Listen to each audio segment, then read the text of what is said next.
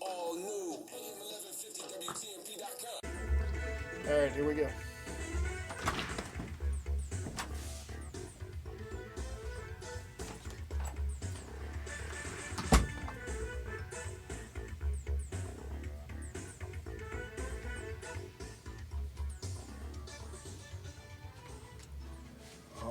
All right. It's that time again, Tampa Bay. I know y'all been waiting with bated breath all morning, and you kind of made it through all the other shows, but the real show is now on the air. I know.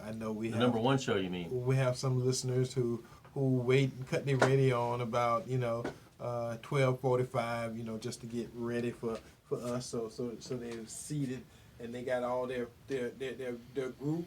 They got their own herd with them. And they prepared for the information and knowledge that we're gonna bring. Cause really, that's what we're all about. We got plenty. About making a difference in the community. We're full of it today, buddy. How we changing it, and I've actually been to 2 meetings this morning already. The Saturday morning breakfast group. We had Vanessa McCleary from the city of Tampa, who's actually helped create a phenomenon in North Carolina like the Black Wall Street. That she was involved in, and I went to tea and conversation with Candy Lowe and the gang down there, and we had a conversation about Democrats and Republicans, and of course, and everything is not political, but how do we make a difference here in Hillsborough County? So I've kind of already had that conversation once today, and here in the studio we got one of our great guests, one of the administrators, executives for the Hillsborough County Republican Executive Committee, Tom Gaitens, who is our Florida State Committee person that represents Hillsborough County with the Republican Party of Florida. So we got some stuff we're going to do for you. So what we're going to do, unlike last week, I think we went off on a 15-20-minute tirade before we even started the show. So we're not going to let that happen today. We're going to go ahead and get the show started properly. So I'm going to give you the call-in numbers, and then we're going to tell you who our sponsors are, and then we're going to sit here and talk a little with Tom. Tom is a good friend. I remember back when they had the first Tea Party rally in Washington, D.C., and all of us was on one side of the white picket fence, and Tom was on the other side. Tom was on the important VIP side of the white picket fence, and we was all looking for somebody we knew, and Tom was the face we saw, and Tom came over and talked to us because we was in a gang from Hillsborough County. We was all together, about 15, 20 of us, and we all kind of stayed together. So it's been a long history, and it's good that Tom is where he's at, because he's kind of made it through the ranks, and he's not looking for elected office, but he has an office that's very important, and he represents Hillsborough County at the state level. And for those who don't know, we got all the counties have a representative that goes to the state, and then all 50 states have a representative that goes to the national. That's the actual state of Florida committee person, one male and one female, and that's kind of how that's done. So let's go ahead and get this thing kicked off, get this thing ready. And I got to say this too before we start the show. Every week I meet somebody who listens to this show by some reason. I really just didn't think that person would be a person who listened to this show every week. And every week that number grows. And we're not, I don't know whether they're fans of Gabriel's or not, but we have a lot of Hispanics who listen to this show, Well, this show makes sense. We're just providing information, exactly. And Hispanic people are just as common sense as black people. Doesn't matter the color of the skin; they all got a brain. Thankfully, a lot of them we're discovering that are quote conservative, which is not a disease. It is actually a state of mind, saying, "Give me the information. I can think for myself. I can make my own decisions. I don't need CNN telling me what to think or what to believe." Yeah. And that's why I think the minorities are catching on, saying, wait a minute, there's more to the picture than what we're seeing right now. And as we know lately, the border thing's been going on, Hispanics been involved, like, wait a minute, we don't want this country to become like the third world shit, whatever we came out of. We don't want it like that. We want this country to stay the way this country is. That's why they're staying put, and they're not leaving the United States of America to go back to Mexico. I know it's in Mexico. Hey, crap, where's it going back to? Except the drug cartels. They don't need on going back to Mexico. They want to stay right here in the United States because they like the way the United States is. Right. That's why they're here, and they're also supporting Donald Trump in much larger numbers, huge numbers. Right. That's scaring the heck out of the Democrats. Well, I it's think going they're up. going to go into It's oblivion. going up. And the thing that's funny about it, and the person or some of the people that I'm currently talking about, they're liberal Hispanics, and But they live a conservative lifestyle, and they're seeing it. But they're, they say, Eddie, I listen to your show every week, and I was almost floored. You know how they do the pickup truck commercial where the guy, lifts the guy because the jaw dropped. When he said, I listen to your show every week, I was like, okay, well, thank you, appreciate it. Eddie, it boils down to family values. That old cliche, right? And here's the reality. Why do people dare to cross the border to come to the United States? To help their family out, right? Right. Billions of dollars move across the border the other direction because the people are sending money back to help their families. Right. The bottom line is the black community, the Hispanic community go to church at a higher percentage Yes, they than do. the average white Yes, they American. do. The point is, these folks care about their families. It's Values again. It's the values at the kitchen table that matters to these people, so that's why they listen to you, Eddie. Well, thank you. I appreciate it. And a couple of folks who are not Hispanic and not black, some white people. And let me say it for the new listeners who just tuned in, I say black and I say white because it's really about communicating, and I don't want people to be misunderstood or be confused as to what I'm talking about, because you're trying to use all these politically correct terms and Wait a minute. somebody misinterprets But you're not a something. Democrat. Only Democrats can say those racist, bigoted words. Remember? Right, yeah, well, I'm sorry, what pronouns do you guys want to go by today? Yeah, exactly. Right, exactly. We'll be human beings with a gender. Yeah, and so I say black folks and I say white folks. So hopefully, I know that don't offend none of my regular listeners, but again, some new folks come We just in, talking truth. and they saying, oh, that's what those guys say. Well, that's what we say, and we say it every week, and we've been doing it for 10 years. So we started. And the top rated show, almost what? A majority of those 10 years? Yeah. Well, when we started on WGUL, January the 15th, 2010. What was that gathering? We were at the park. We was at the Heritage Festival, the Black Heritage Festival downtown. We were there. And we did a live show, so we started out on the move. We was amongst the peoples, as they say, when we first started, and we kind of been there ever since. And you can see that first show on the website. Yeah, the first show is on the website. Matter of fact, if somebody, and I know, and I'm gonna say this, I know people will do it, but we have archived all the Porch Talk Radio shows from the time we began it.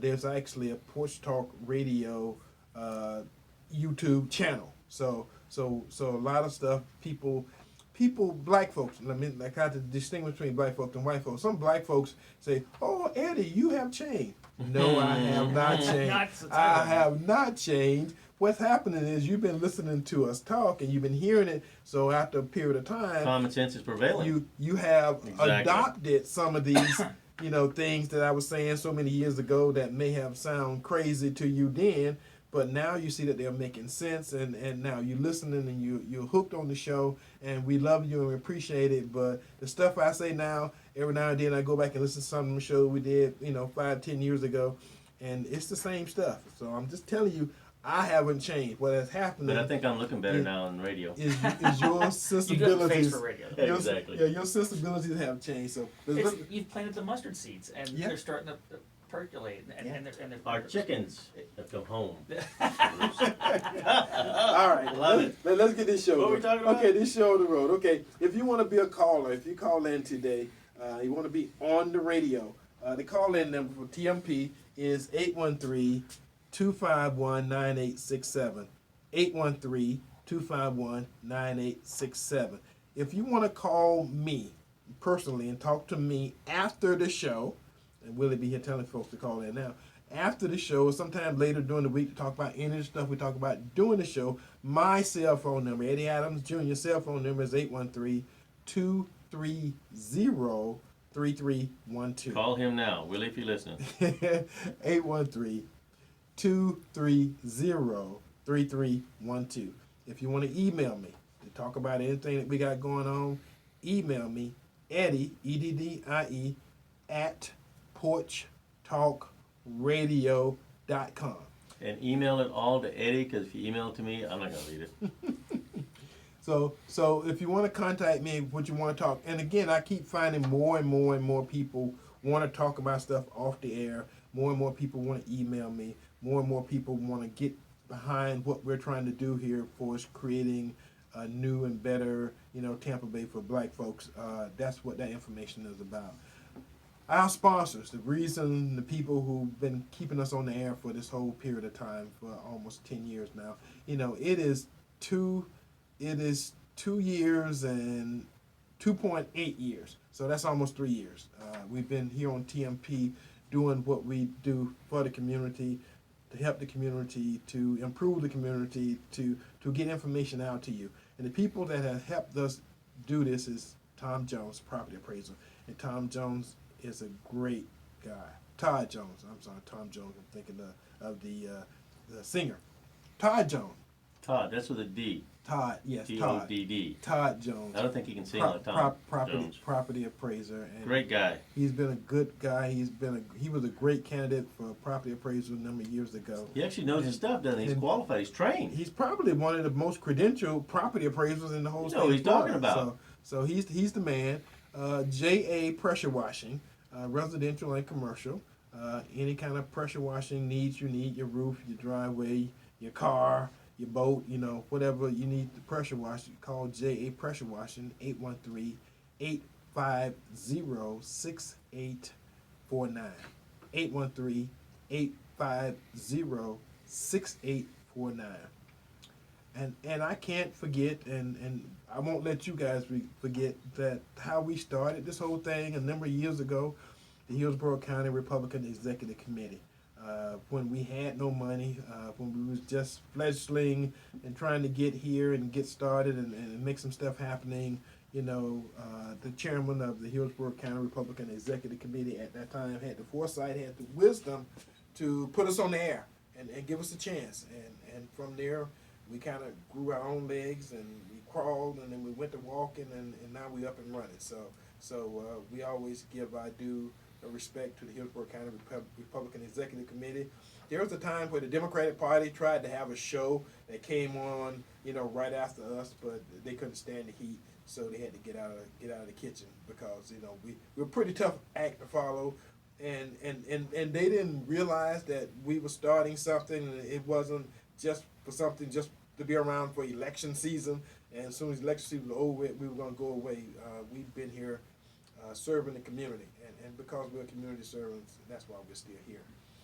And last but not least, one of our best sponsors and supporters is PrintFast, and John Desbra. John has been with us almost since the beginning also. I mean, we've had loyal sponsors and supporters, and any kind of printing you need, all your printing needs, John can meet. Just tell him Eddie sent you. Tell him, because every time I go by there, I kind of mention, that the sponsorship is what it means to us, and he needs to make some business off of it. So next time you go out there, you go buy a car, you go get some printing done, tell John, Eddie sent you. He'll give you a 10% discount. You have an email, or how do they get in touch with him? Well, they call him. They call him 813-621-9444. 813-621-9444.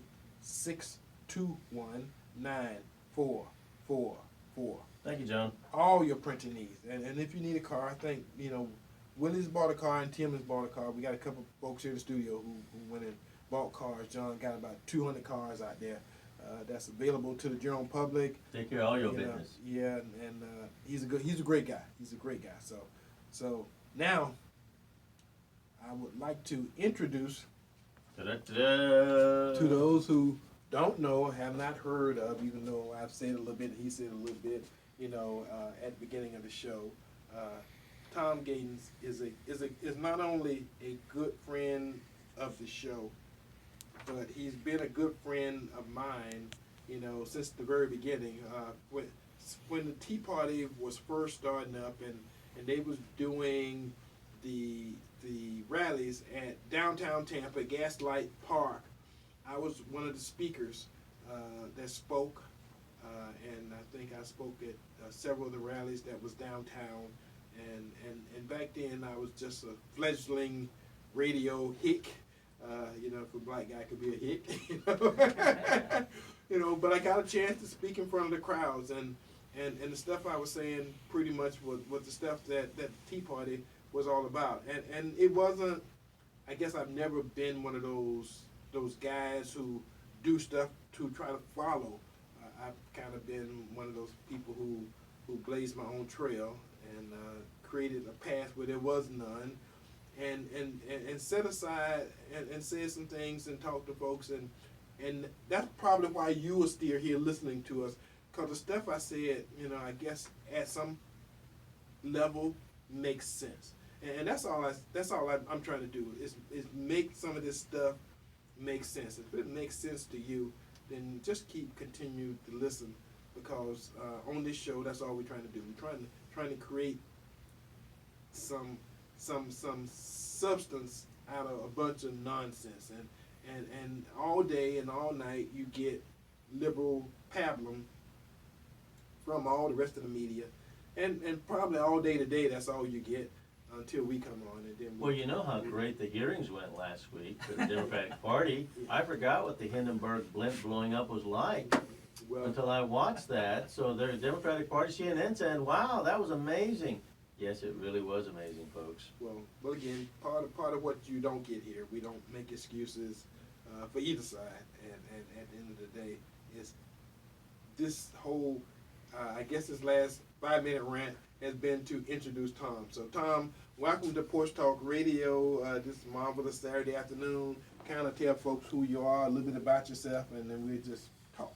Well, Eddie, you know me. I've been an activist since I was knee-high to a grasshopper. I've focused on public policy all my life. Citizens for a Sound Economy, Empower America, Freedom Works. I'm the state directors for those organizations. Politics has always been my blood, but you nailed it. The term politics is about people. I'm less concerned about party politics. I'm most concerned, even though I'm the state committeeman for Hillsborough County, I'm most concerned about public policy. And one of the things I've loved about our relationship is I can call Eddie any time of the day, and he's on his way home or to a meeting. And you've always been this community servant. Big time. You've always shown up at meetings. You've always been our representative. When I say our, the people's representative at these forums, these business roundtables, these government roundtables. We appreciate that. All right, and that's a good point. We got a caller already. So, awesome. Caller, welcome to Porch Talk Radio this Saturday afternoon. Tell us who you are and what say you? Hi, Connie Burton. How you doing, sir? Hi, sister. Hey, Connie. Sister Connie is literally a street fighter out She's there tough. fighting for the community Don't mess with that every woman. waking She's hour. tough. Thank you for calling, Connie. What say you? I appreciate everything that you do, but I do want to say about Vanessa McCleary. Yes. Either the leadership in North Carolina was open to ideas of moving the African community forward, and the past administration has been detrimental to our ability to move in any direction, because we have truly been contained. Now, I want to say this. Everybody around the nation is talking about criminal justice reform, and we are seeing very little movement for nonviolent offenses. This is a fact. When Jeff Sessions got in, the reforms that was put in place was automatically kicked back. How then do we get the Republican Party to fess up to the fact either they want criminal justice reform for nonviolent offenses, or are we going to keep the same mandate that separates and depart families for no justifiable reason? All right. Thank you. Thank Thank you, you, Connie. thank you, God bless sister. And I'm gonna get Vanessa on the program so she can talk about what she did in North Carolina here within a couple of weeks. I'm gonna let Tom, answer that question, and then we will get to the next caller. Okay. You want to give a little comment to that? Absolutely. And Connie, you're absolutely right. We often see these great moments in time where an issue becomes important, and then the follow-through doesn't exist. And the only way we can get that follow-through is to put the pressures on the elected officials. We need to be calling our Congress members. We need to be calling our senators Senator Rubio is really strong on this issue. He feels this is a very important issue to him. We need to all be on the phone contacting him and putting that pressure. He does have a good relationship with the president, surprisingly so. The fact is, we need to put that type of personal pressure, things that you do great already, Connie, we need to be doing that community-wide. Every listener of this show needs to be calling their representatives to get that done on the federal level. All right, thank you. Next caller, welcome to Porch Talk Radio this Saturday afternoon. What say you? Hi, how are you? I'm calling from Chicago. Oh, My okay, name is welcome. Judith. Windy City. I've been watching Love Dorsey for quite some time, and I applaud her for getting involved with the community. So I just wanted to chime in on what I'm doing here in Illinois. I founded a not-for-profit back in 1999 that was founded for substance abuse and education for social reform. I changed the scope of the program and turned it into a housing counseling program, which we help bring resources into the community by allowing See the Light Heat programs to help people with their light and gas bills. This summer, what we're doing after I just moved back here to Illinois from that hot Florida, I partnered with Walmart, but I have a separate company that does help small businesses and mid to small businesses with helping them with not-for-profit entities and getting grants and stuff like that to help put resources into our community. The housing counseling piece of it is working with financial institutions to help people who were in situations that they were going to lose their properties. Yes. So we negotiated with the banks to help them to either, do what was comfortable for the client, if it was to retain the property or to give the property back in deed in lieu to not hurt credit. In addition, this summer, since I've just moved back here last month, I partnered with Walmart. Walmart has a program called the Truckload Donations. So I act as a market lead to help other not-for-profits be able to distribute the donations that Walmart does. Walmart is a big contributor in the community, so what they do is they give you truckloads of things that you can give out to the community, not perishable, but like anything that's returned to the store, things that's on their shelves, they give it to us to be able to give it to the community. So partnerships like that, and like you stated, working with your congressmen, your mayors, and different entities like that, helps you to be able to be a better resource in your community. So if anyone is interested, I'm going to put a plug in for my for-profit entity, which is JAS Enterprises. Okay. That we help small to medium businesses build their business, help them, whether it's a for-profit or a not-for-profit entity, but help them understand working in the community and social reform that's needed, so needed in communities around the earth, especially in Chicago with what's going on with the killings and stuff like that. Our children don't have the resources to be able to go anywhere. So with these new laws in place, with marijuana being legal in all 90% of all African American young men here have criminal records that doesn't entail that they're able to go to college. They can't get a trade because they can't get any type of financial aid with a background. So I'm looking to go forward in helping in whatever way I can, if I could get help to help them to revise the laws, to change the laws, whereas if they were locked up for a case of marijuana or some type of drug case, which is now legal, that it be reversed and allow them opportunities to get training excellent. and development for them. And it might be good to have her as a call-in one day, maybe, or something like that, because she sounds like she's involved. Well, one of the things we're doing here, and the second part of the program, we're going to talk about how we create wealth within the black community, how we take nonprofits and other organizations that's trying to raise the community above the regular standards and not be our own worst enemy, but help improve the conditions of others. And Sister Connie, who called in a little bit before you did, she's a warrior about having things reversed that traditionally hurt our community. So we're going to make a difference. And part of what we're going to do is get the information out there. We're going to be on the forefront of that fight or that battle here in the state of Florida. We can't do much about, what's happening in Chicago, but we can be the voice of folks and campaigns and programs that's happening here in Hillsborough County and here in the state of Florida. So thank you for calling in. Thank you. We could be an incubator, and you're right. I mean, give you an example.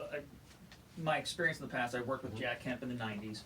He was the father. man. It He was was the awesome. father of empowerment zones, right? Yeah. And Right. That was our first venture into helping the micro target minority communities, especially the black communities. And she was from Chicago. Ironically, that was I forget the first part of the name, but Green Right. in Chicago. Those are the things that we need to employ. We need to get the governor involved and do some more micro targeting within these communities. I'm going to put a plug out there. Okay. I was on a board of directors of what is now Seminole Heights Charter School in its early stages. Right. It targets at-risk teens from the minority community here in this community here, and 16 to 21-year-olds to get them through high school. I guess the plug I want to make is that is the beginning. The beginning of all this is making sure people have that educational foundation, so that what you're talking about, and I've been listening to you for several weeks, talking about getting this idea of bringing the black community together on their business commerce and making sure that they serve each other, work with each other, make sure they support each other's businesses. It's all part of that same networking that kind of like Kemp talked about back then about this empowerment. But right. you've been doing this for a long time, Eddie, and it's a great work. Right. So since we take the phone call, that kind of interrupted Tom's introduction, so you can kind of Nope. take on where you left off. No, that's it. And so public policy has always been a passion of mine. Obviously, education, choice policy and education has always been a big policy for me. And this is kind of where you and I became good friends on some of these micro-targeting issues back in the day, in the early 2000s, Eddie. And the reality is, these are the things that we need to do to help build the foundations within this community. And it's crucial that we do this now. We've wasted way too much time. Yes. But so I love your idea of this business roundtable. I love your idea of this network and creating this kind of community of black and Hispanic businesses that focus on supporting each other and lifting the ships up in the community, because we got to stop relying on government. Government's not the solution. We are the solution. Got it. Well, again, the kind of open forum that I was speaking at this morning, Candy Lowe has the Black Business Bus Tour that she started several years ago, and a couple times a year they get together, fill up 5 to 10 buses full of people who will go ride around the different black businesses and literally just visit and buy stuff. Well, that's commerce. That's commerce. And that's folks understanding and knowing that we're going to go to some of these businesses that we may on a regular basis don't support, and actually spend some money with these folks, which improves their business life, makes it so that they can, not just be on the fringes, but actually become part of the mainstream. And if us as a community, we start doing more and more of that, we can only make it better for everyone. Absolutely. We've got to stop. I'm going to say this. We've got to go back to the old school style of doing business, and that is know the manager of the store, know the owner of the store, Right. and stop going to the Walmart and Targets of the world. They don't do anything for us individually. Right. But what does happen is when you need a brake repair, if you go over to Jose's brake repair, man, he's going to take care of you because you've known him. You went to high school with him, right? We've got to support the people we know. Right, and that's kind of and we're getting into a little of the other part of the show, but since Tom started it, we can go ahead and jump on part of what's happening in Tampa Bay. I have been meeting, and the more I talk to people who are actually doing stuff, the more and more folks have encouraged us, and I've got people now volunteering and asking what kind of budget we got, and the issue becomes, okay, First thing, and what I said a couple weeks ago, first thing we want to do a Black Business Index. And I call it a Black Business Index, even though people keep saying, oh, well, we got one.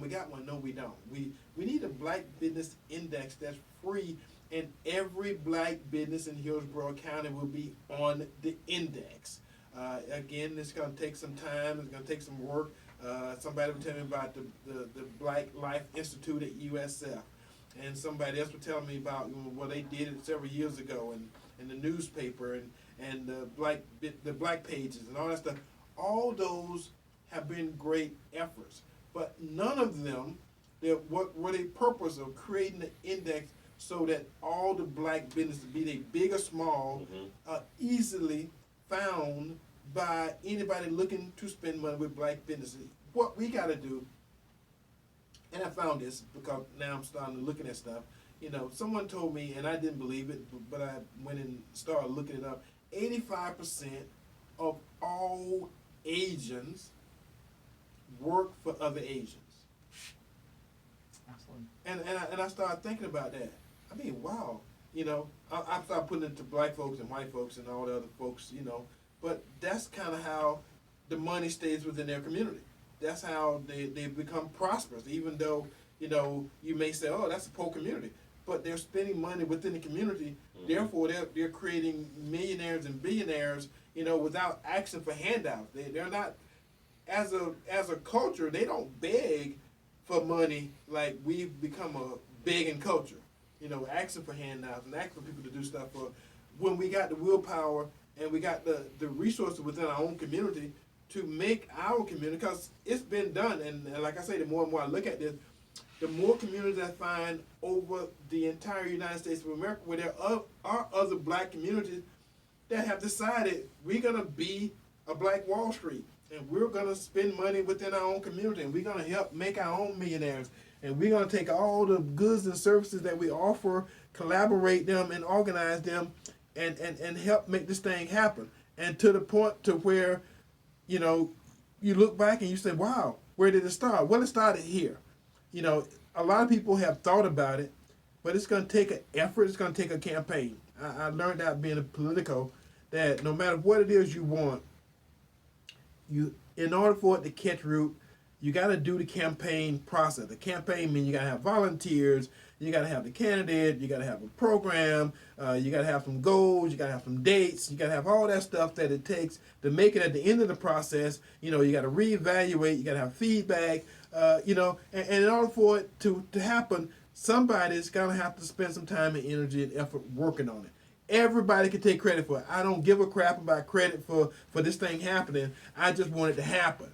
And what happened is it's social, it's economical, it's developing the entire community. And I actually had a person on the program last week who has access to billions of dollars that they're looking to spend within the black community. Had we not been talking about this person wouldn't have came forward because they called into the show, and they're listening right now. Eddie, you forgot to mention how we're going to get some government help. How are we going to get some government programs? No, I didn't forget. How are we going to get some government money? I ain't because forget. If the government helps us, then we're made better, remember? I ain't forget. And again, that came around back in 1932 when they decided, they being the Democratic Party, decided we want to get the black votes from the Republicans. And so they came up with the idea, well, if we give them welfare, that's when welfare came around. If we literally buy them and make them dependent upon the government, then we can get them all to vote Democrat, and they'll think that we ain't abused them for 400 years and something gonna be different. Well, again, it was a campaign. They literally campaigned to deculturize black communities and black families. Because I'm telling you, the biggest harm that came out of the whole welfare, government, poverty, begging system was that they took the black male out of the household. And the black community has not recovered from that. Asians came to this country, Hispanics came to this country, Indians from India came to this country. Everybody came to this country looking for handouts and help and everything else. But none of those different cultures, ethnic groups came to this country. Did the government say, we ain't gonna help you, we ain't gonna give you no handout, we ain't gonna do anything for you if the male is still in the household. Only the black males, only in this country did we take the head of household and turn them into an outcast within his own family. So you're saying... I'm sorry. Did you hear the study that just came out this week? This is fascinating. That 60% of people believe in creationism, and only 22%. And the reason this is important is because what happened to the black community, as you point out, from 1932 and beyond, and the changing of that vote demographic to the point where it's 85 to 90%, and during the Obama years 92, 96% voting Democrat, is that they were trying to target people where it mattered, and that's think of the inherent racism of the Darwinist theory, Right. and it is a diabolical theory. Is what the reason I bring this up is you fast forward today, where we live today. We talked about the family communities. Who goes to church these days? Black families. Black are still families, Minorities. black families Minorities, and Catholic minorities. churches filling up. Exactly. The reality is, we've got to treat politics, and when I say politics, I don't mean Democrat, Republican. I mean people politics. We need to talk to people the way you have about the heart. The way we win them over is for them to know that we're on their side. Your black index, your business index you're talking about, we want to empower them. It's true empowerment. It's not empowerment like Somebody gave you something. like You you won the said, lottery. Gabriel, You won the lottery. I'm gonna get a settlement from the Alabama settlement for farming. Right. The reality is, as you point out, it's empowering people where they live. That is how you build generational wealth. In 2004, I'm going to tell you two quick stories. In 2004, when I was at Freedom Works, we worked with the president to try to create personal retirement accounts. So much so that he agreed to lead his next 4 years on this, and came out in 2005, the State of the Union, talked about personal retirement accounts, which would have given, sadly, you talk about the family doesn't have their father at home.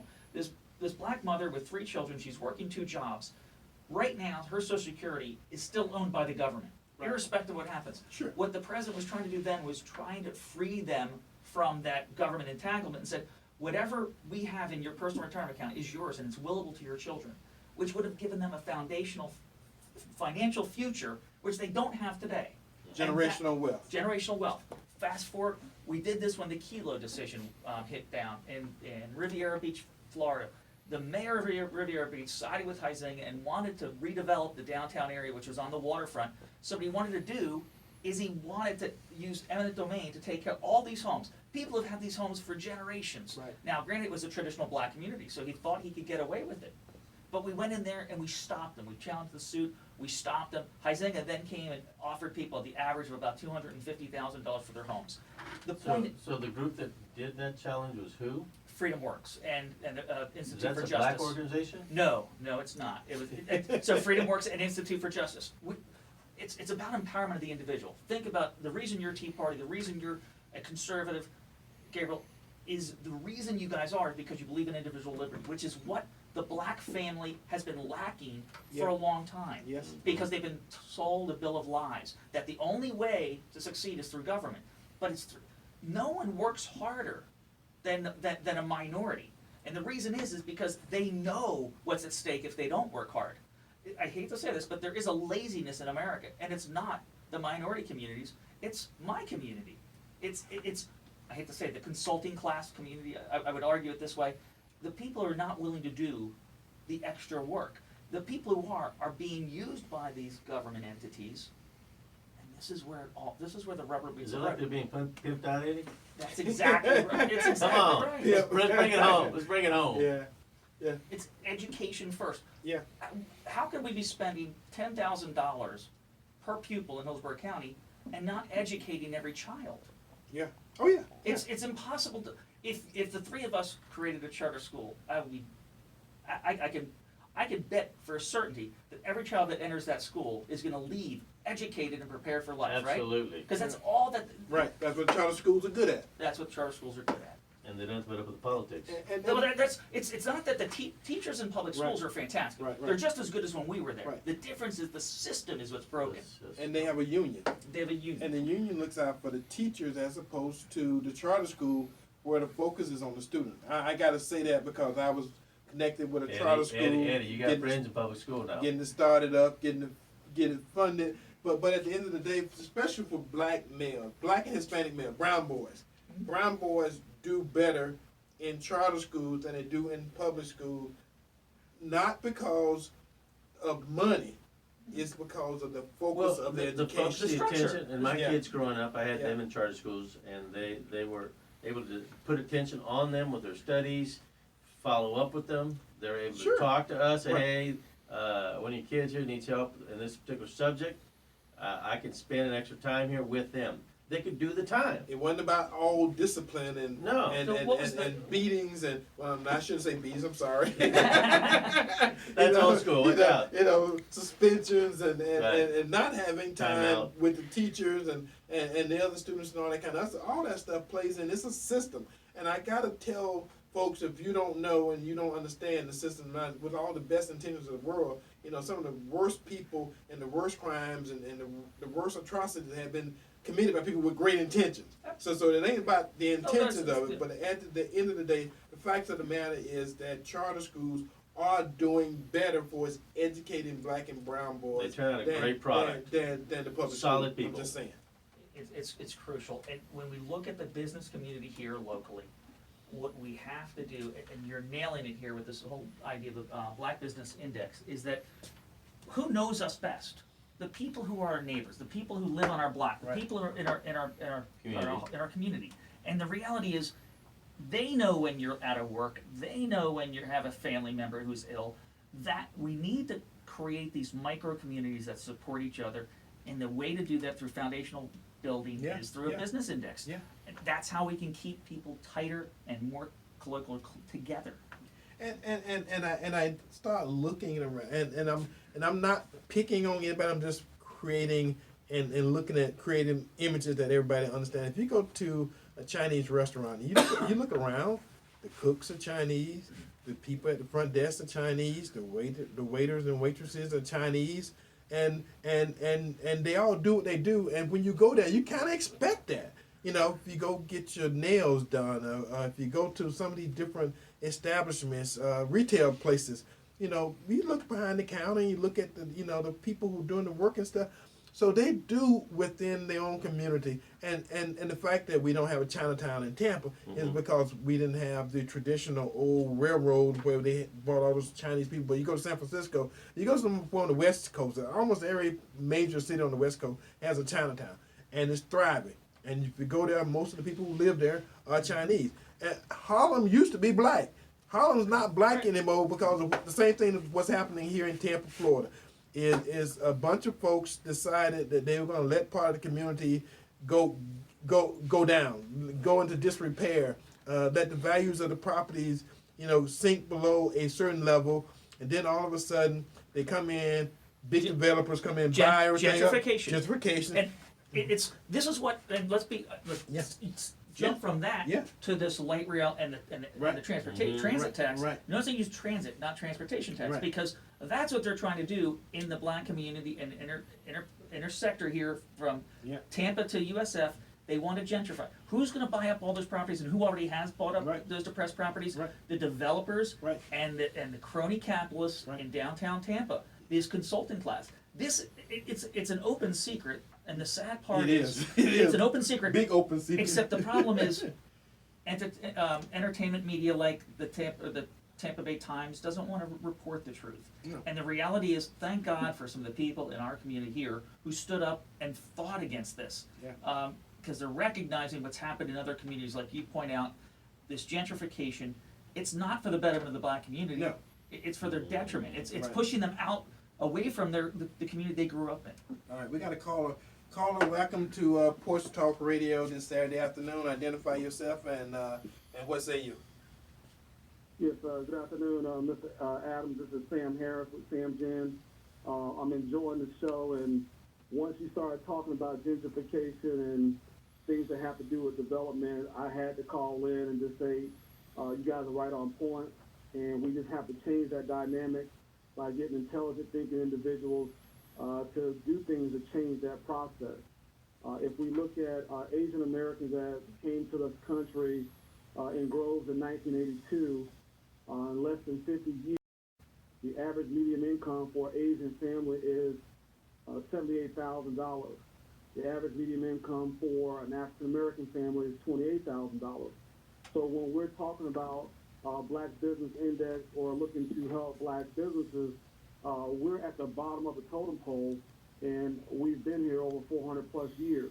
Right. So we're the ones that need the most help at this point. So it's not racism, it's not a black or white thing or Asian or Hispanic thing. is that our individual people are at the bottom of everything, so there needs to be a strong emphasis to change that around. Entrepreneurship, you're exactly right. And we need to be coaching young black guys and gals in high school about entrepreneurship, becoming business owners. You're exactly right. Yeah, and part of what we're gonna do, so folks can understand what the plan is. You know, when we get 300, I put 300 on the back of my little agenda here. But I got a spiel, then I'm gonna tell you where the 300 come from. It's time for the black community to stop being duped, and as we as people must take personal responsibility where it is in order to bring about a necessary change, the necessary change that we seek. Blacks represent approximately 24% of the voting and tax-paying population. Our unity is our strength. Now, politicians would tell you that in a heartbeat, but then they're talking about Democrats and Republicans and that kind of stuff. But our unity is our strength. When the black community agrees on anything for the right reasons, we are better postured to effectively change or address our social, economic, and political interests toward the betterment of the entire community. We need to have a positive action that is measurable, accountable, transparent, regarding the employment of and the spending with black Americans as well. And that's what we try to do. As a community, if we decide to adopt this philosophy, this idea, this plan, it ain't just a few people that's going to prosper and do well. The entire community. It's something that happened without their knowledge. They're not going to even... What you got to do, you as an individual within the community got to decide is you want to make an effort to spend, and I said this the last couple of weeks, $1,000 more. Whatever you've been spending, spend $1,000 more intentionally. Go out of your way to spend some money with a black business. And how do you find out where the black businesses are and who they are and all that kind of stuff? That's what we're going to do. That's what the Black Business Index is going to be about. And when we get 300 black businesses in the and it's free, so we're not trying to make money. When we get 300 black businesses listed in the Black Business Index, and we're going to start with the people who advertise with the Florida Sentinel, those businesses that's in there, and the ones in the black pages, and the ones that USF got, and the one that the city of Tampa got, the one that the county got, because they got minority business, things that's listed online. We're going to have to take some people to kind of go and fish those things out. But we're going to start there with, as they say, with the low-hanging fruit. Mm-hmm. Those businesses that's already out there that folks know about. And then we're going to get those other businesses. But when we get 300 of them compiled, we're going to publish this. And it should grow to 600, 700, 1,000, whoever it is. Because anybody that's got a black business could be on this index. And folks going to start looking at the index and say, okay, I want to intentionally spend money with the people in the black community. So how do I do that? Well, we got an index. You go right here, and whatever goods or services that you're looking for, we got some providers that are black, and they may not be right down the street from you. You may have to drive a little bit to get there, but you got to make the effort. In order for the entire community to benefit from this, we as a community got to not look outside the community. This is stuff we could do for ourselves, with ourselves. All we got to do is decide it's something we want to do. So just having an organizer inside the group to try and help, I think, is good. And I think, again, the objective is to help yourselves, folks. Help yourselves. And keep the money inside your community and look to the local leaders that are saying, hey, how can we do this on our own?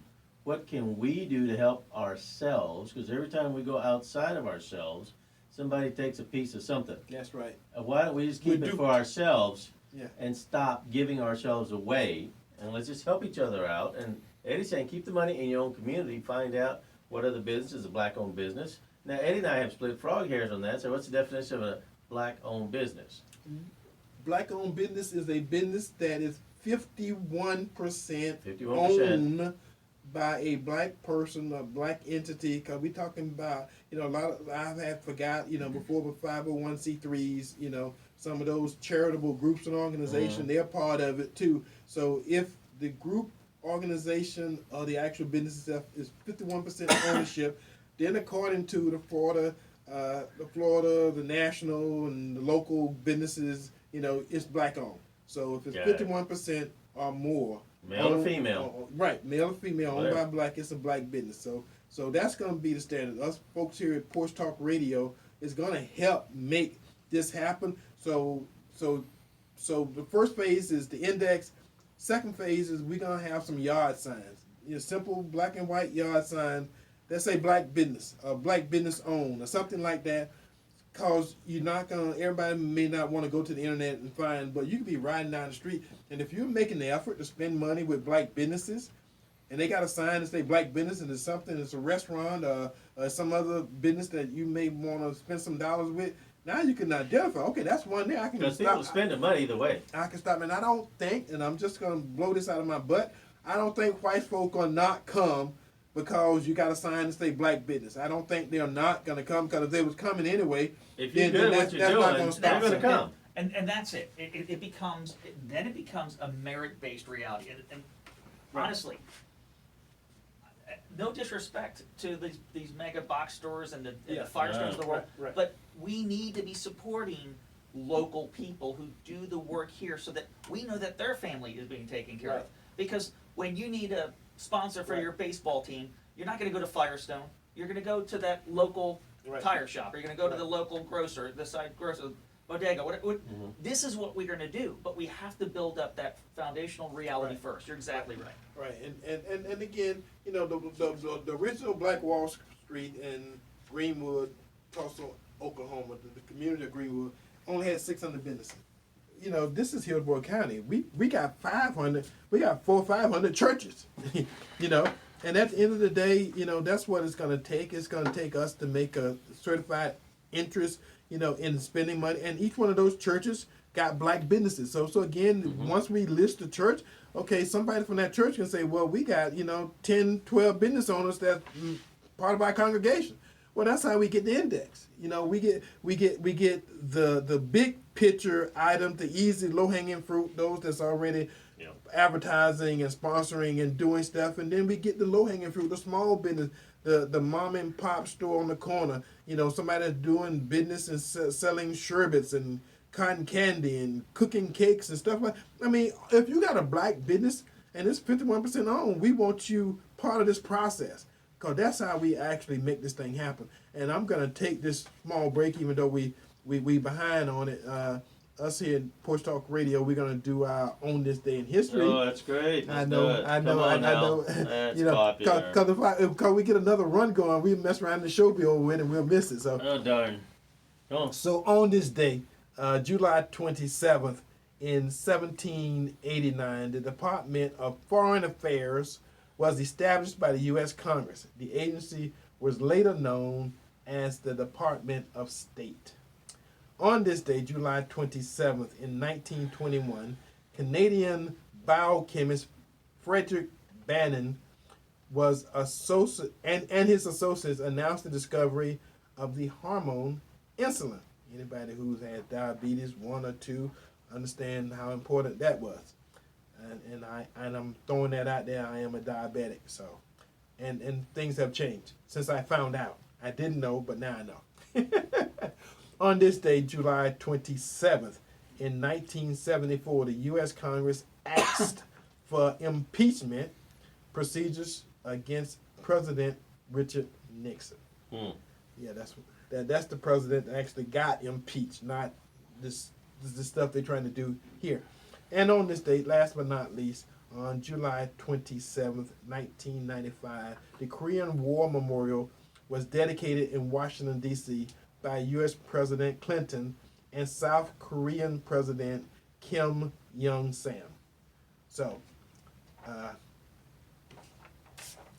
would also add for you fans of Rankin there you go. comedies, the Christmas shows, Keenan Wynn was born on this day in 1916, and in 1940, anyone who's had a childhood, which is, I think, everyone in your audience, thankfully, Bugs Bunny's first appearance on TV was in a comic strip or a comic cartoon was in 1940. Yeah, and Back in the day. yeah, it wasn't immediately the Bugs Bunny, show, and that was one of mine that I came up with. He was in another cartoon, but that's the first time the character appeared on TV. So Thank God for Mel Blanc. yes. Oh, and actually, I saw a thing, and I know we got a caller, but I saw a thing the other day that had it had Mel Blanc, and it had 3 other historical TV figures in it, and they was all in their 90s, and they was all together. Oh, very cool. I posted that on my Facebook page. Very cool. All right, caller, you may be the last caller of the day. Welcome to Porch Talk Radio. Tell us who you are, where you're calling from, and what say you this Saturday afternoon. Joe from West Tampa. Hey, Joe, how's it going, my friend? Yeah, Eddie, when you start cleaning up that black index, I will provide my expertise on having done it 4 times with James Evans back in the day, on how we did it, and get this thing rolling. So just get some committee and I will volunteer to help with this black index. So I just need it. And I'm sick of people talking about, well, do you have this or you got that? I want everybody. Right. Whether you're certified or not. Right. But barbershop, beauty shop, shoe shiner, junk man, yard man, whoever it is, they will get us just like we did before. So I just want to say that before your show go off, okay? All right, Joe. Thank you very much. And this is what it's going to be. We're not trying to have a bunch of meetings on this, but what we're going to have to do, we have to have a meeting to get our volunteer workforce together, because we are going to have to coordinate the index, get a platform somewhere online, produce it, do the legwork to get all these names and numbers and addresses and website, and get a small description and classification and all the stuff that you got to do to make this thing have some meaning and some purpose. And then once we get that work done, get that legwork done, then make it available for everybody. So it's got to be a very common, and again, name, Black Business Index, Hillsborough County Black Business Index or whatever, and then make it happen. And then once we get it there, it will grow, because we can always add to it. We can always make it available to more and more people. And maybe St. Pete will do it, and maybe somewhere in Miami, Pinellas County. This thing can grow. It's got unlimited potential, but it's what they need. Like anybody who understands physics, it takes more momentum to get a ball rolling than it do to keep it rolling. Mm-hmm. So most of the effort in this whole commercial venture is going to happen up the front side. So that's when we're going to need the most people. And again, if you got some interns, or you got somebody with some community hours, or you got somebody, that's willing to put a couple hours in, a couple hours there, you got some space within your office that you may be able to spare to have somebody work on a computer or something, let us know. So I gave my number out at the beginning of the show. For those who want it, again, give me a call during the week, because we're going to get this thing rolling. I am setting timeline. So my first goal is to get 300 businesses in this process. The Black Wall Street had 600 businesses at their height. So 300 is more than enough to start for Hillsborough County.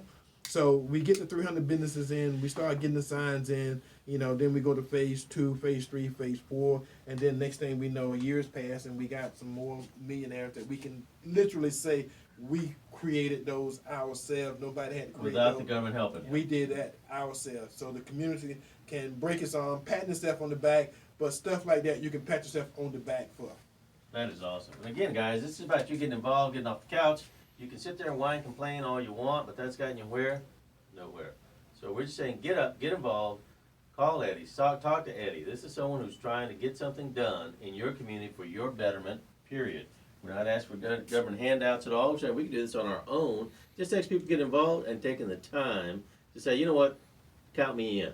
That's all we need, folks. Count me in. All right, Tom, closing remarks. I just want to thank you guys for the opportunity to talk with you guys on the porch today. All right, and that's kind of how we do it. We have had campaigns on the program before, and not one campaign have we not completed successfully. So we're doing stuff here. We're looking out for the entire community. I kind of had a couple of conversations today about, difference between Democrats and Republicans, and not defending the action of other folks, because that is stuff intended to keep us arguing and cussing and fussing Distracted. with each other. Distracted. Let's not let that happen. No. This is something that's going to help everybody. Whether you got a black business or not, it helps the community, and that's what we're about now. And we're going to have people on the show within the next several weeks that have done this before in other parts of the country. Movers and shakers. You know, they work for the city, they work for the county.